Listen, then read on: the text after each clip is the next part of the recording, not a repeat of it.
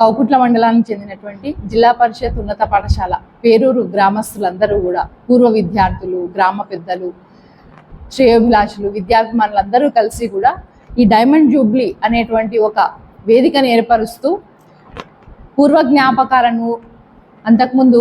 వారికి విద్యాబుద్ధులను నేర్పినటువంటి గురువులందరినీ కూడా ఒక చోట చేర్చి ఆ ఉత్సవాన్ని